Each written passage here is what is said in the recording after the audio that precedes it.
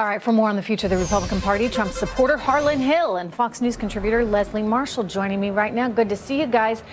Harlan, good to see you. We don't know what's going to happen in this election, and I would point out that, anytime that anybody's counted Donald Trump out, he's come back blazing. Yeah. So that could still happen here. But if it doesn't, what AB was getting to is that, there's this base that loves Trump, loves everything he stands for. And then there's this independent side of some voters or the Mitt Romney Republicans that you need to bring in. What happens going forward to this party if Donald Trump does not succeed and if the Democrats actually take the House and Senate? Well, for one, I think that Hillary Clinton will be a one-term president.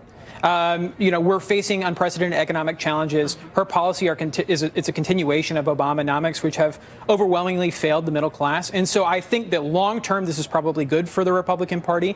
The next election will be a totally different outcome. And I think that you'll have a different person at the top of the ticket that's perhaps a little bit less polarizing. But still brings in that middle class voter that has felt so disenfranchised over the last couple of decades? They have to. Look, Donald Trump has been really successful at identifying these voters that have been forgotten. And a lot of them are former Democrats like myself. And these are people that are now registered Republicans or they're considering joining the party. And to leave them behind would be a missed opportunity of a lifetime. It's amazing to me, Leslie, I've said this to you, throughout, the way he has succeeded in, really reaching out to core Americans that are struggling in this economy and making the Republican Party or the conservative economic thought of lower taxes, for example, something that, people really embrace in a way that doesn't feel elitist. I think that's been the challenge for this party for so long, that it's seen as a party of just the elites, let them eat cake. He's flipped that all on its head.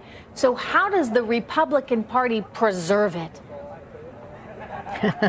Well, one of the things is the Republican Party needs to have a candidate that not only can speak to the working class, but also can speak truly to the evangelicals and the huge voter population that is growing, and that is Latinos, African Americans, and women. And Harlan, I know you got a crystal ball there, buddy, but I disagree with the one term, because it definitely depends on not only what happens in the next 4 years, it depends who they put up as a candidate. Right now, Donald Trump, like you said, Trish, he's got that core supporters. The problem is 40% does not get him the magic number. She's leading electoral, she's leading in battleground states, and she's leading, we just saw a double-digit lead that she has nationally. As of lately. But, Leslie, the continue. Polling has been just wild and it's been all over the place. You look at where he was recently, he was actually either tied or ahead of her.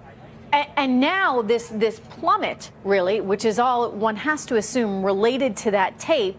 I guess you got to look at whether or not he can be the comeback kid here, whether he can turn it around. He certainly had a better performance last night in that debate and really challenged her in many ways, Harlan, that might make it more difficult for her between now and Election Day. Your thoughts? Can he pull it together in time? Absolutely. What we saw, his best moments last night were actually not the mudslinging. It's when he was talking about specific policy. He pointed to her record as a U.S. Senator and said, why didn't you achieve any of the line items that you're laying out now? If you think that tax reform is needed, why didn't you propose tax reform? If you think jobs should be brought back and you think the trade deals have gutted the middle class in this country, why didn't you do anything about it for the almost decade that you were in the U.S. Senate? All right, I've got one. Yeah. If you really think the Russians are hacking you, Hillary, why on earth do you use your own private email server that clearly isn't secure? Great point. Anyway, he didn't go there, but he did it in some other ways, and we're going to talk about it. Just last word to Leslie here. The campaign, the election day, rather, I should say, is fast approaching. He's going to have one more opportunity out in Vegas. I'll be there. Lou will be there. Neil will be there. Maria will be there. We're going to have full team coverage there. It's the Fox News debate moderated by Chris Wallace. What can he do between now and then to really start to reverse things, putting on your, conservative strategist hat for a moment, Leslie?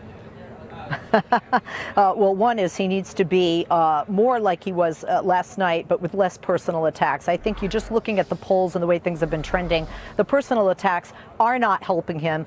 These tapes definitely lost him some of that base, and not just female, but men that say, hey, I have a wife, I have a daughter. This was the straw that broke the camel's back. So he needs to stay on point and on course from a conservative perspective. And in addition to that, he needs to be more prepared for the next debate with specifics and strategy on the issues. When a question is asked, to have the answer and not just the solution, but how it's going to be paid for, because that seems to be what the American people want to hear from both the candidates. All right. Thank you so much, Harlan and Leslie. I'll see you guys in a little bit.